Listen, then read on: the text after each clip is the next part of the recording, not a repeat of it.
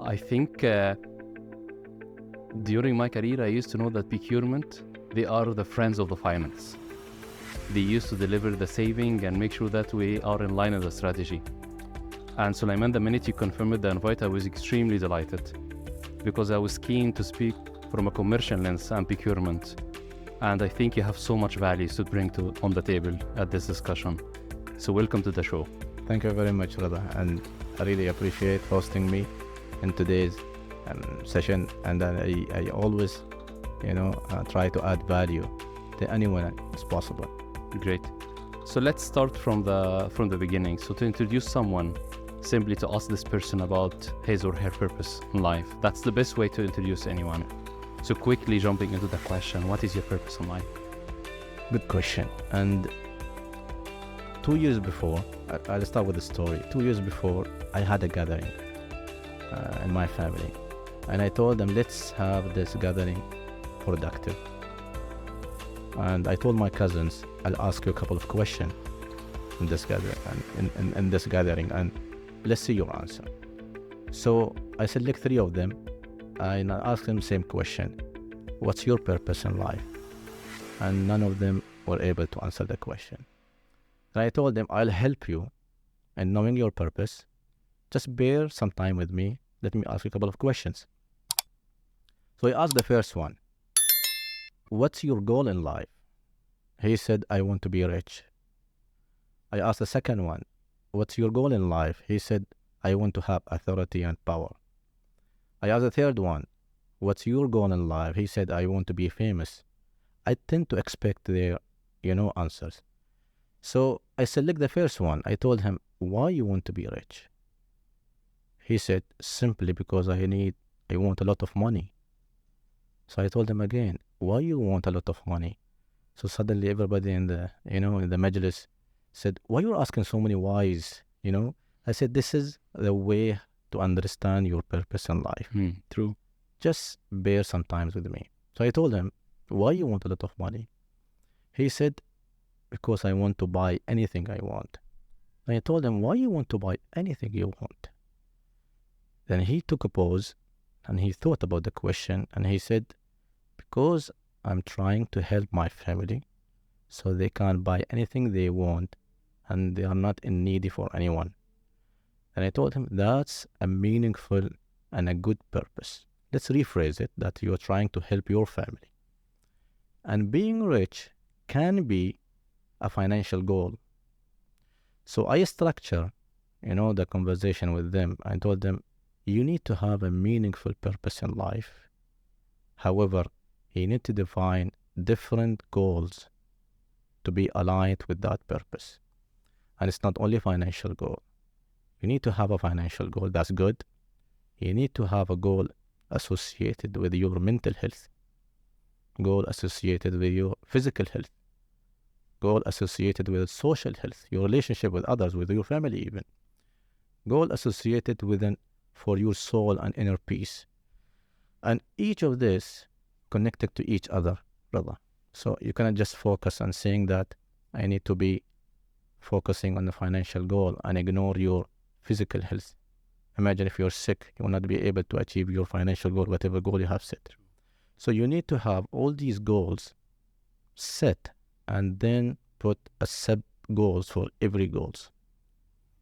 You can put yearly goals, weekly goals, monthly goals, even daily goals, because it's all about every step that you take contribute to your goal. When I told them this, they start thinking about what's their purpose in life. And one of the good example, about the purpose of life is, just take an example of a car.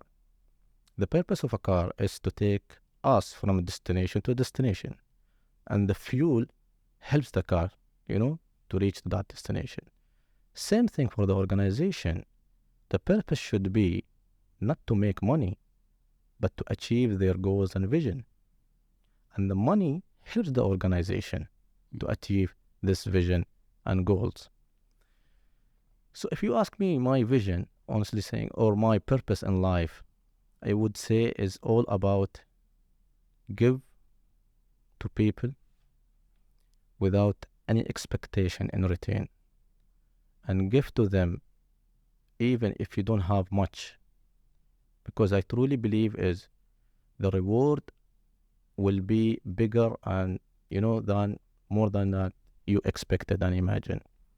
My purpose is all about each one teach one, each one help one, each one lift one, each one support one. I truly believe is giving is living. So I can define my purpose among these, and you need to have, goals in life and sub goals to achieve, your purpose. Going back to my cousin, I asked him a question when he said, I want to be rich. I said, how much you're talking about? How much money you want? He told me, I want 10 million. Then I told him, why not 20? Why not 100,000? Why not 30? Why not 1 billion? So he couldn't answer me. I told him, because your goal is not about 20 million. It's about being financially stable. And it's good to have a target, but always have a realistic target. Don't compare your chapter number 1 with somebody's chapter number 10. You can't. Start small. You will reach ultimately if you work hard. But always have, different goals and not focusing on the financial goal. Unfortunately, everybody is trying to focus on the financial goal and ignoring other goals, which is also important. Okay. So that's that's one of the unique introduction of purpose I've ever seen in my life. But if your purpose is giving, and you love to see the multiplier of that giving, when you give to someone or somebody anything and you see the impact beyond that giving, how do you keep your purpose aligned with your action? Where we're human at the end, Sulaiman. Yeah. Someone you give, they treat you badly. Someone you give, they ignore it. Someone you give, they don't give you back. They don't give anyone else. And under the pressure in life, we got sometimes pressured not to be in line 100% with our purpose in every single action, every single day. How do you keep your behavior, yourself, aligned with your purpose on a daily basis? That's a great question. And let's first agree on giving doesn't necessarily mean you're giving money. No, definitely. Yeah, I agree. you can give time, you can give knowledge, you can even give your ears for people, because some people really would like someone just to listen to them. So you can contribute in any angle you want. And as a human, as you said, you're correct.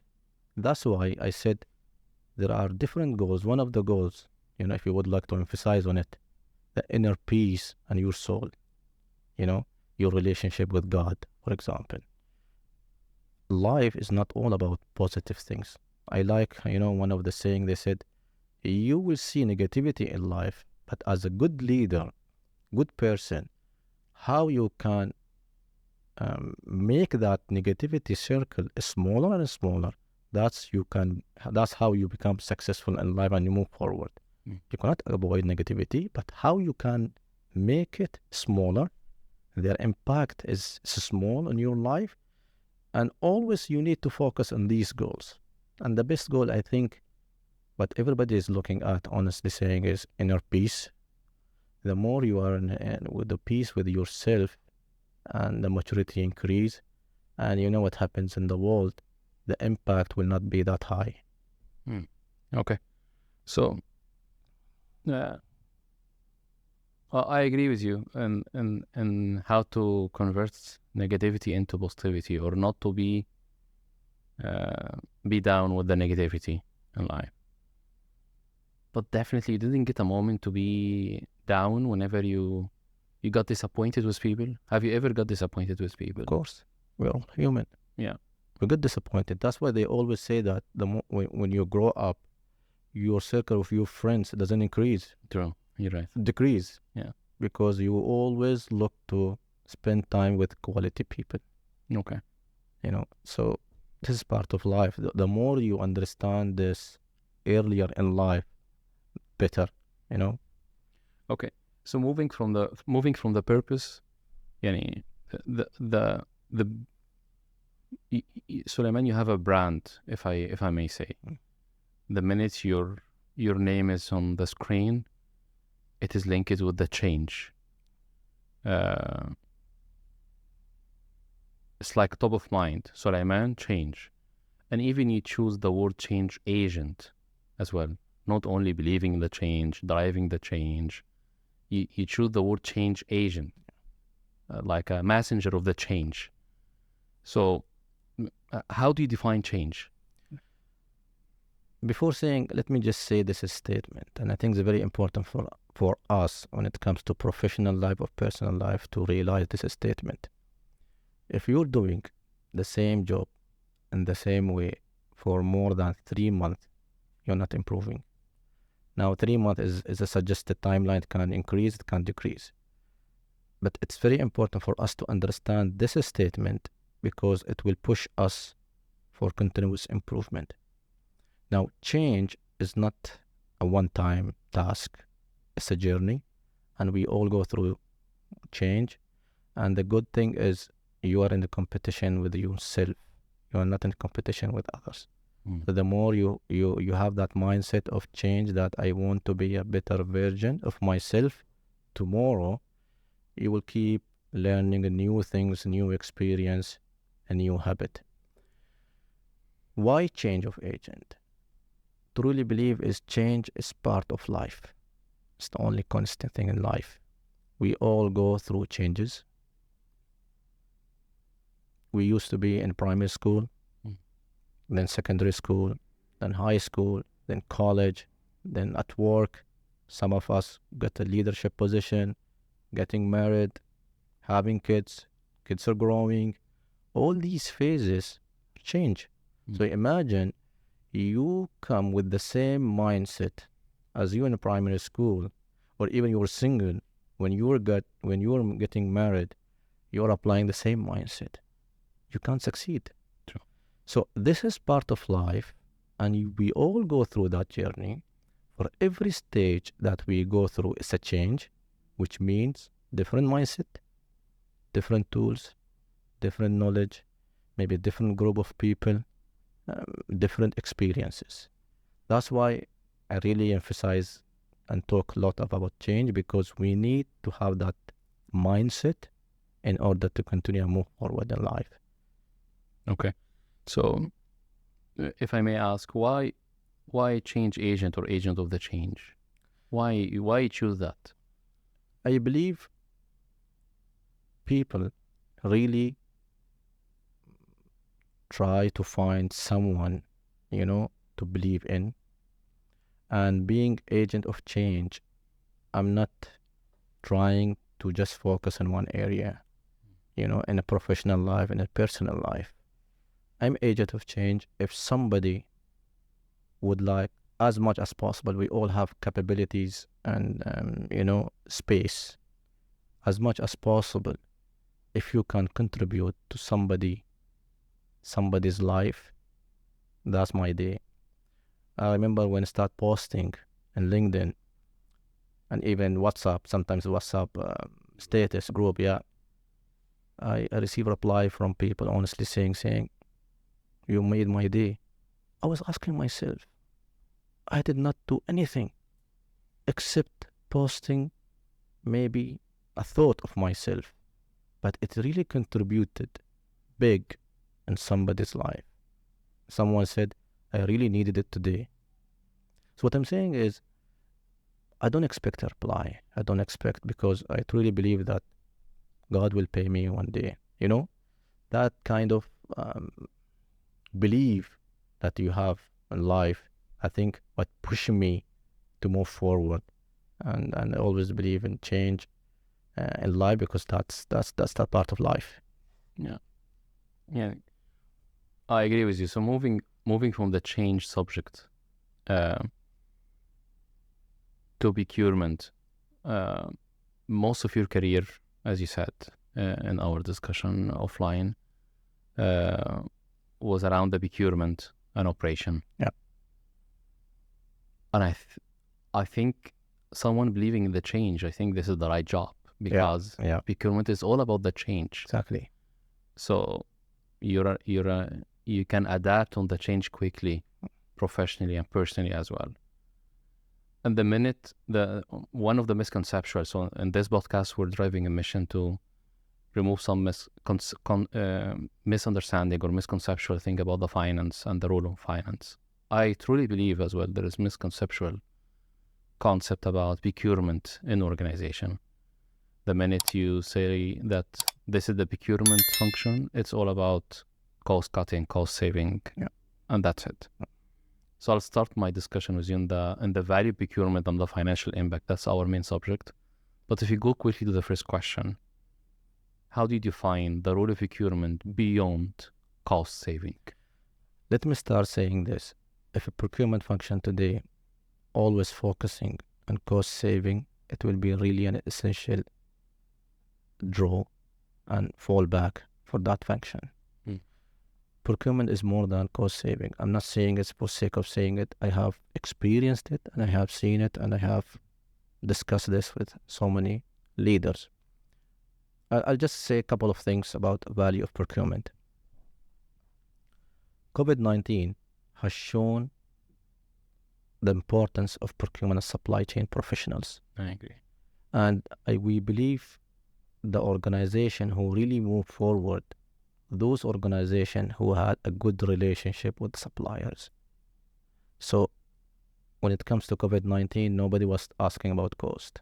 Everybody was asking about who can guarantee the services and the product delivery at the same time. And there is something beyond that I would like to highlight is the world all connected to each other and supported each other. I truly believe that's one part of my purpose is completion rather than competition.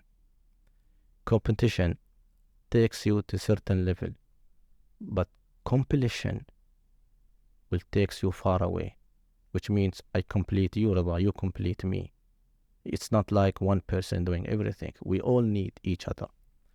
So coming back to the question about the value of procurement, speed is a value of procurement. Quality is a value of procurement. Stakeholder satisfaction is value of procurement.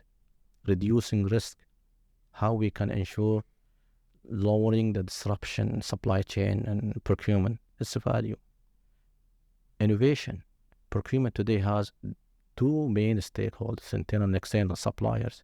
Imagine if you are bringing both of them and discuss about the challenges, how many ideas will come, to implement when it comes to efficiency. I have seen that. And I have also published an article talking about the value of early engagement of suppliers. The earlier you engage them, in your procurement and supply chain process, the more value you get. And even to the brand of the organization.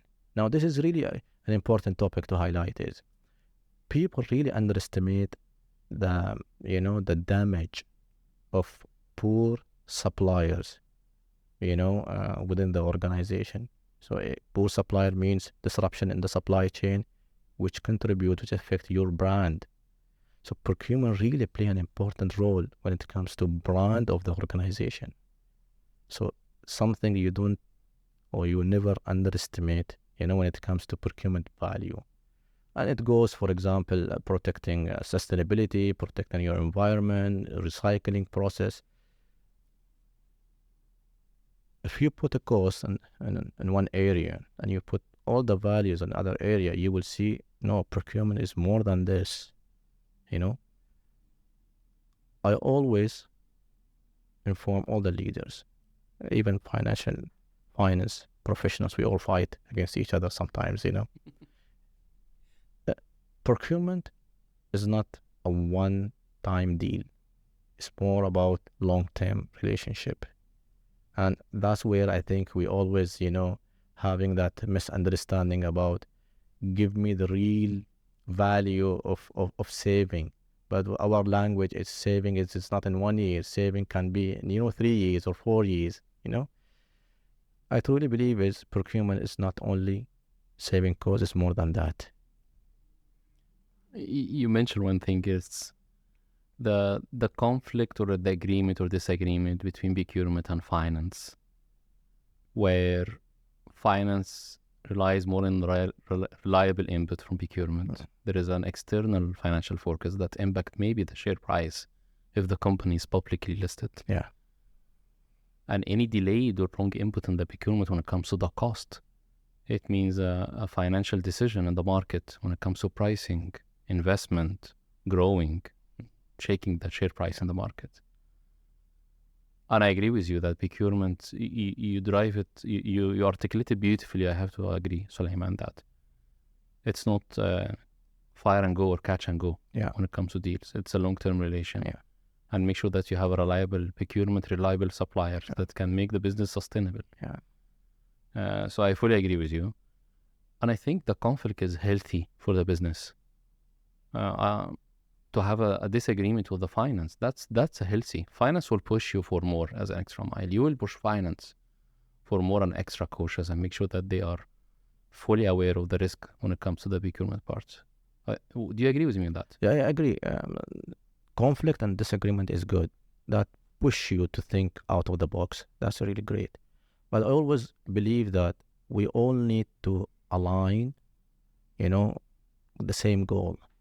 We all need to, complete each other, support each other. I think one of the posts I've mentioned that the importance of CPOs applying 80-20 rule at 80% focusing on his operation, but he has to give his time, and his perception to focus on, financial role as a 20%. And the same thing applies, when CFOs. They also need to apply 80% of their operation, but 20% they have to think from procurement perspective. That's how you add value. Organization is not about we fight each other and we have a KPIs. That's why I said as a goal-oriented, you can reach somewhere. But when you complete each other, the value will be greater for the organization. So speaking about the procurement,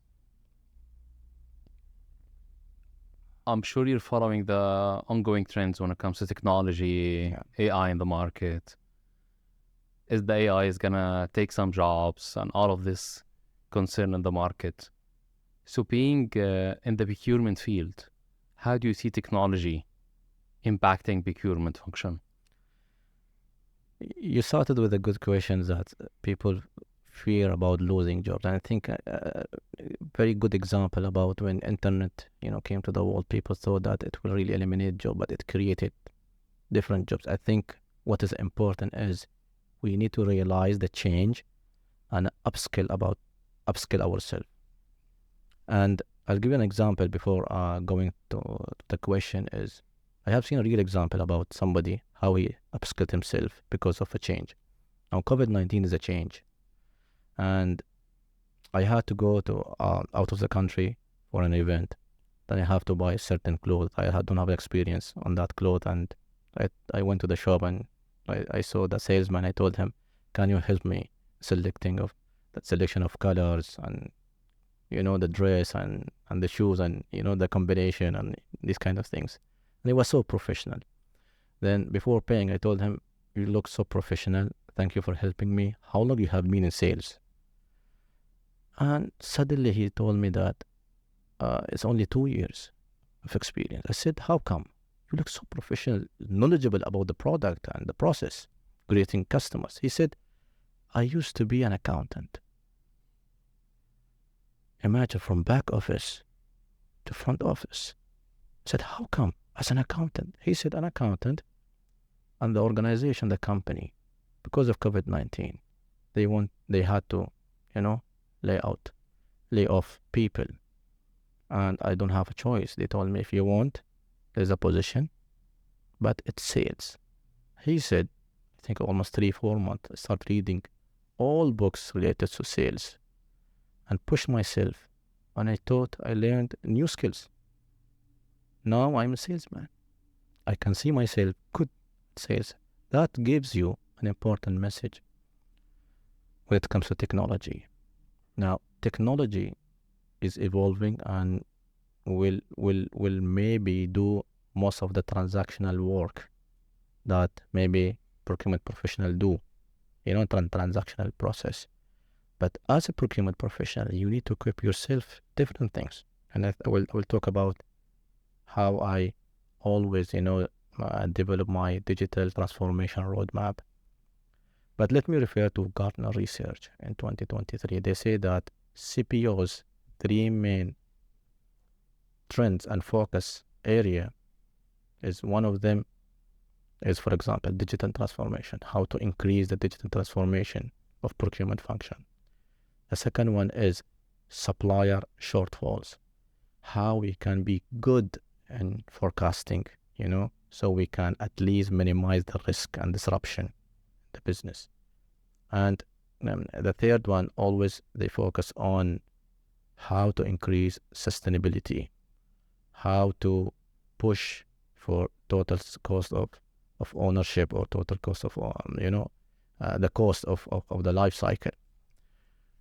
Having said that,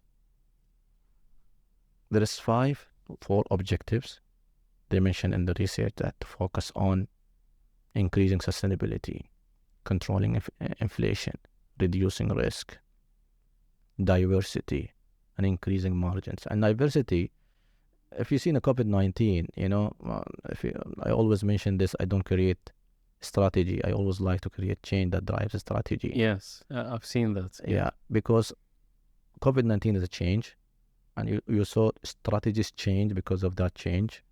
We're talking about climate change, and all strategies is being changed because of that change.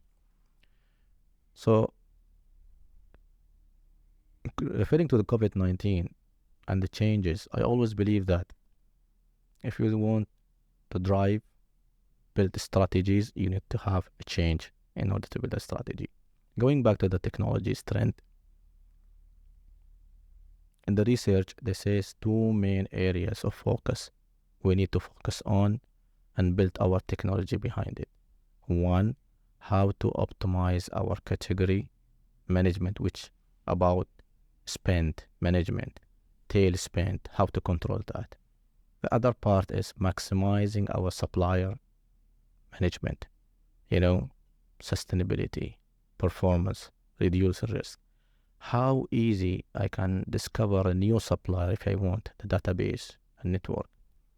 Today, I think everybody's talking about ChatGPT and how ChatGPT will be integrated to procurement solution.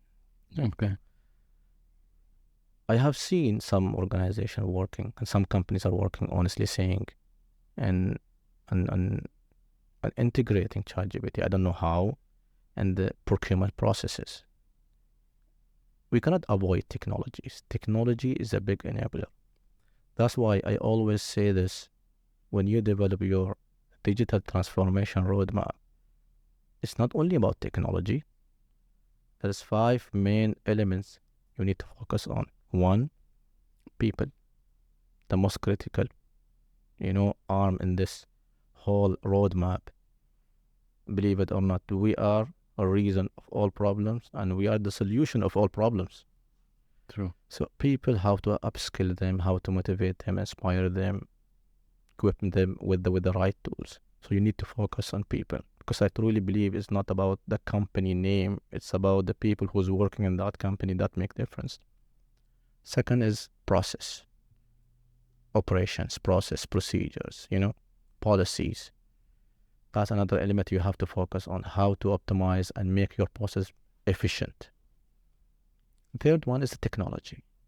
You cannot ignore technology. It's a very important element, as an enabler for digital transformation. But guess what? If you have non-competent people, what will happen to the technology? They either will not use it, or they maybe buy, the wrong technology.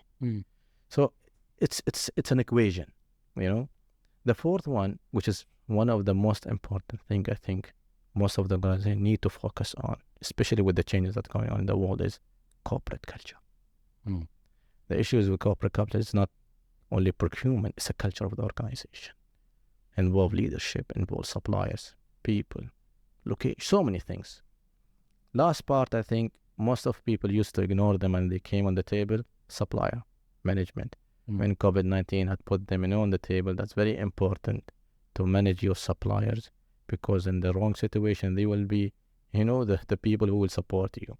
So any digital transformation, any digital roadmap, you need to focus on these 5 elements and build your initiatives and your plan, equally, and focus on these 5 elements to bring value to the organization. So we're gonna go back to the change. As Yeah. you can see, we're in change of the change. It's like Yeah. loop of the change. Yes. The whole episode is Yeah. about the change. I love the concept that you're bringing on the table. But when it comes to technology impacting procurement, you spoke about the people. How do you manage the resistance of the change or accepting the technology when it comes to the junior people or even from the top management in procurement? How do you see leaders and junior people adapting or resisting the change of the technology, to be specific? When you bring change on the organization, the first thing you will face is resistance, because you're changing something they used to do. And that's part of a human being. They resist. It's very important when you're driving change. Communication. Reda, you always need to communicate clearly why you're going to do this change, how you're going to do this change. And what's most important in change we ignore is, most people will say, what's in it for me? So, okay, you're driving this change in the organization, that's good. Paperless, digital technology, you're investing. What's in it for me? So as a leadership, when you're communicating to your team, you have to explain to them what is the value that technology is going to bring on them. Some of the phrases I always say, use this, whenever I speak to the team and, procurement professionals. You are a human, which means if I want you to be busy 100% working, I can break a robot and do that, or chatbot, I can do that job. True. Your value relying in your brain. So give me 10%, 20%. Because why I love procurement? Because every day you face challenges. True. And to solve these challenges, I need brains to think, how to solve this problem, how to solve that problem.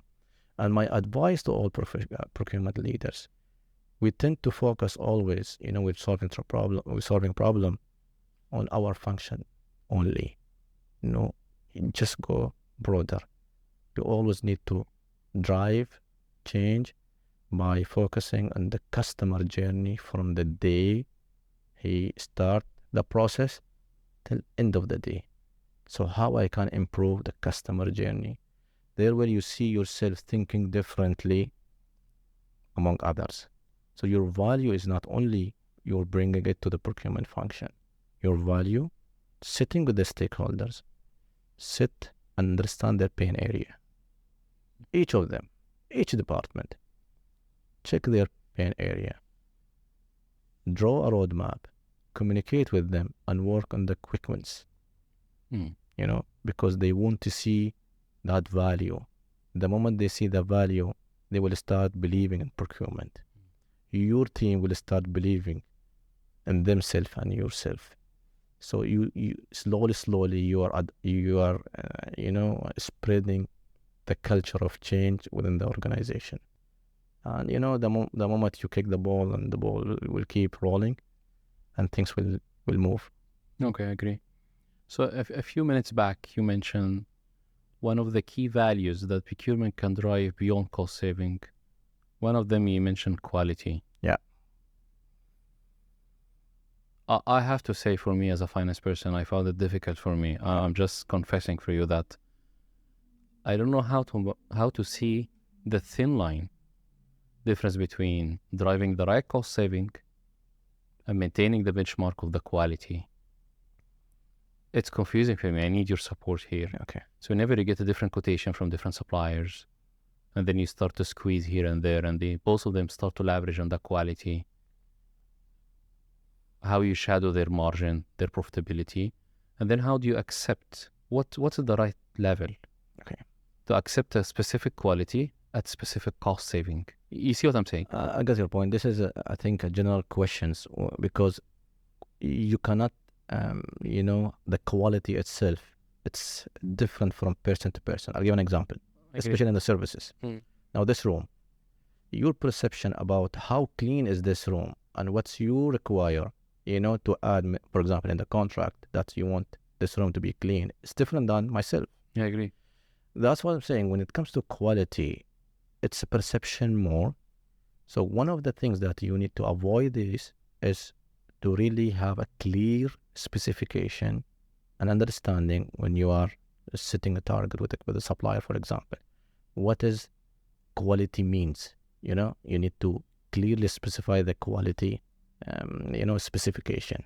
That's very important. Second part is, it's not about, again, I'm saying procurement is one-time deal. It's all about total cost of ownership. I'll give an example, especially in IT categories and spend. We would like to buy software system. Okay, how much the system? This one. Okay, how we know the quality of the system? It's very hard to judge the quality of the system. But let's take the total cost of ownership. Maybe this company has give you the cost of a couple of items. This company gave you more details. They are more expensive. So when you think about cost and quality, you focus on the total cost of ownership. What is the license cost? What is the software cost? What is the hosting cost? What's the warranty cost? What is the support cost? What is the resources cost? What is the training cost? What is the storage cost? When you think about the whole cost, when you're comparing the quality and cost, you will say, yes, he's charging me a higher cost, but he's considering all the aspects, when it comes to the product that he's providing us. So it's very important to understand not only, from the perception is a deal once, which one is the cheaper, and I go with that. The quality is beyond only a service. So many aspects you have to consider. And as I mentioned in the beginning, it's a different perception from person to person. And what makes it is very hard is, come and define quality. You go to Sulaiman, his quality is different. You go to his line manager, his quality is different. And the quality and service is different than the quality in the product. True. That's another thing. So I always emphasize this, and I think it's important to control cost. We're not saying no, but don't only think about cost. There are so many things beyond cost. For example, having long-term contracts. So instead of 1 year, 3 years or 4 years or 5 years, one of the discussion I had with someone as a procurement professional, negotiating another contract, whether to renew the contract with the same price or placing a tender. So I told him, what do you think? He said, that's interesting discussion. Yes, I told him. He was saying, no, I place a tender. Maybe I get a better price. Okay. So I said, that's very good. But I give you a deal, no increase in price. You can renew it now. Okay. The tendering process will take, almost a couple of lengthy time. He didn't agree with me. Okay. Then I came in the bargain. What is the inflation rate in the market? Okay. So the supplier had to increase or can increase or could increase, right, the price because of the inflation rate. Because of our relationship, we fix the price, and it's not for 1 year, 3 years. If you are placing a tender, there is a high possibility of the price increase, and he admit that. That is one. Second part, how is the performance of the supplier? Excellent. So changing a supplier, you will go in the risk of maybe, and we have seen so many companies, especially who were in a good long-term relationship with one supplier, and because of the cost, they change them, and their brand being ruined, So he said, you're correct. So what I'm saying is, it's not only about cost. You have to think about different aspect. The efficiency of the process. Renewal of the contract is much faster and easier than, placing it on RFPs, on technical evaluation, commercial evaluation, the time of people, leadership, legal, so many things.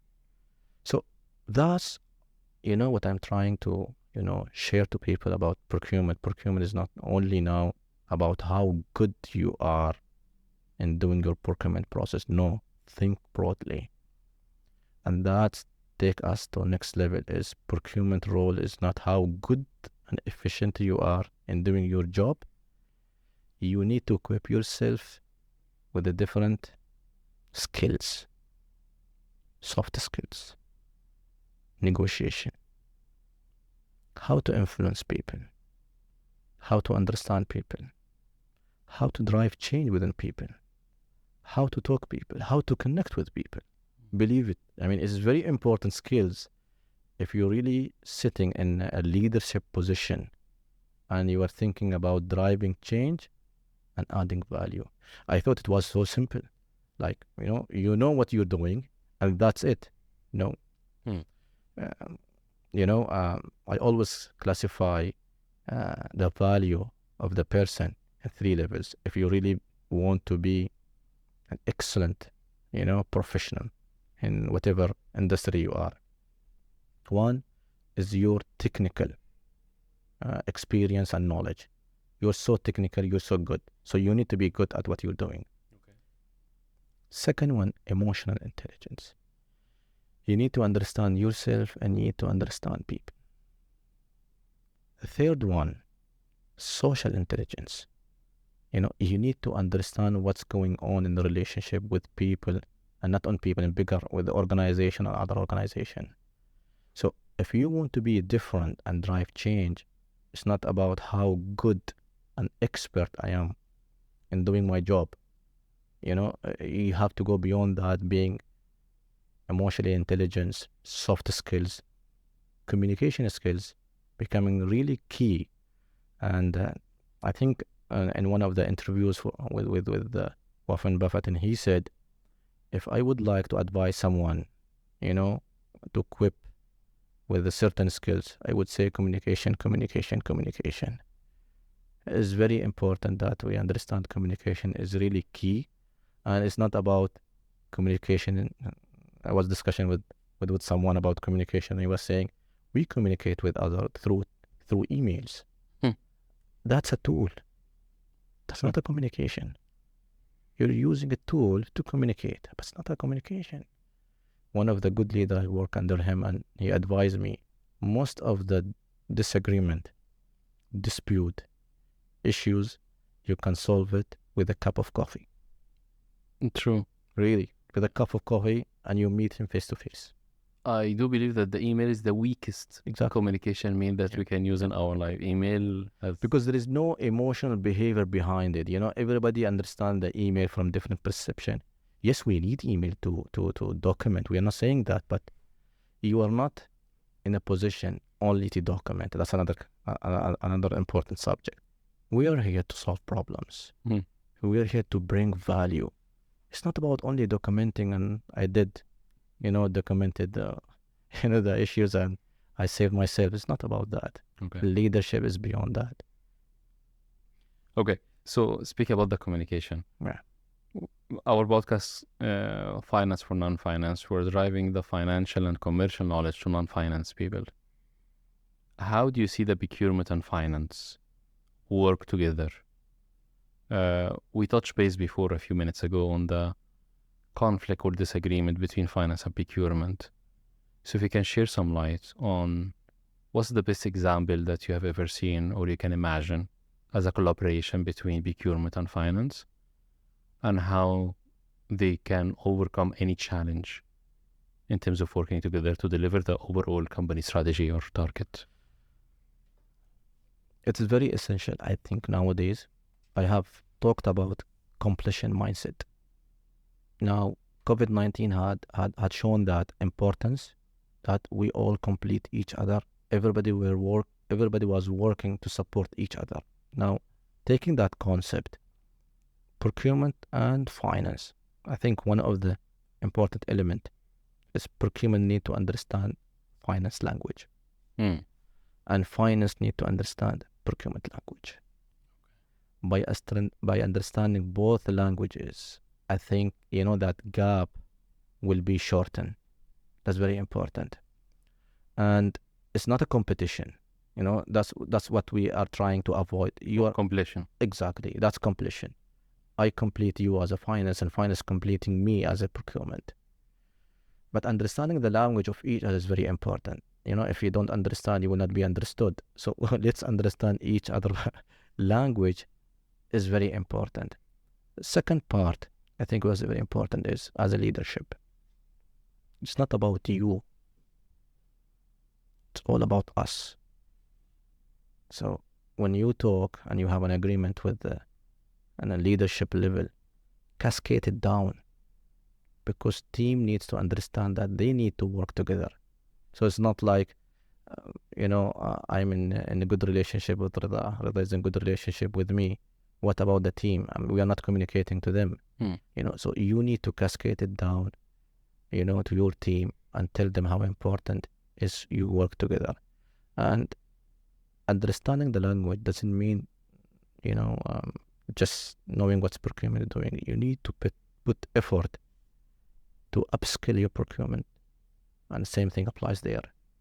One of the things I really try to work on is to find a curriculum where it's combination between procurement and finance.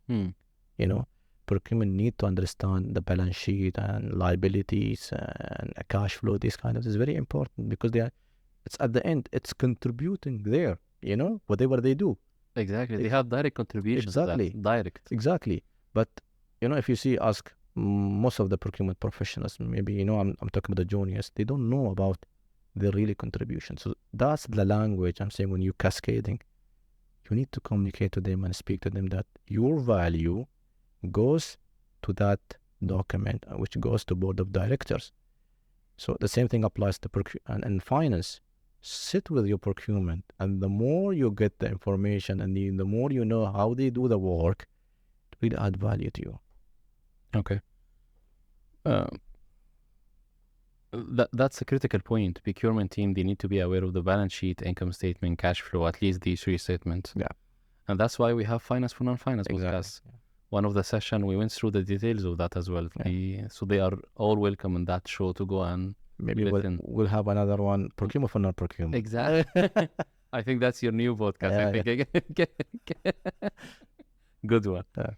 Now, if you just finish, because time flies with you, Sulaiman, with the loop of the change, it's like a black hole of the change, to be honest. But what advice will you give to a new joiner in the procurement function?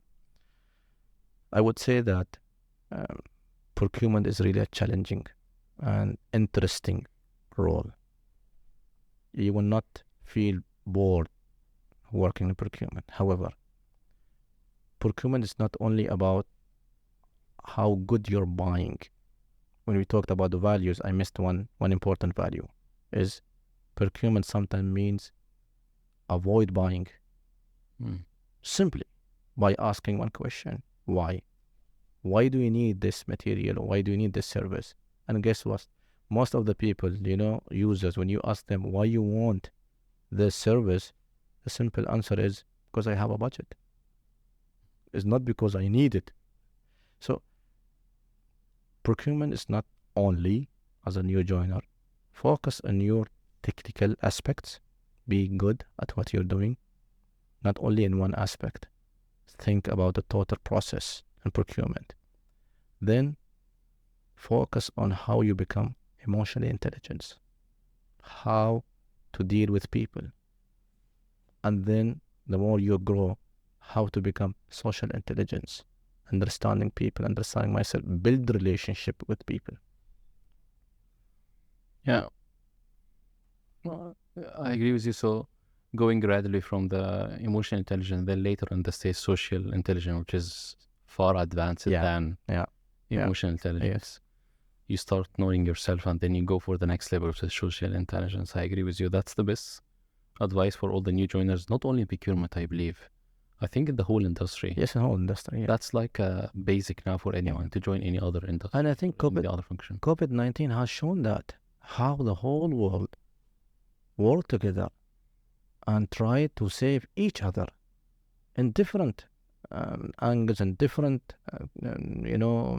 location of the world. We have that, we have that mindset of completion, supporting, sharing. Why don't we continue? Why don't we continue? So with the word of no competition, but more completion. Yeah. I would like to bring this episode to an end, but I think we would love to have another discussion with you later, much more deeper in other aspects. Sulaiman, thank you very much for joining us. I think the change that you drove in me, and you're gonna draw in the audience of that podcast, will be going beyond and beyond. And how you articulate the change, it make it more simpler and accepted for me as Reda, to be honest with you. Thank you very much for having this, and it was really interesting having you on the show. Thank you very much, Reda, for hosting me. I hope you enjoyed it, and then I hope all the listeners will enjoy this also. Thank you very much. Almost. Thank you.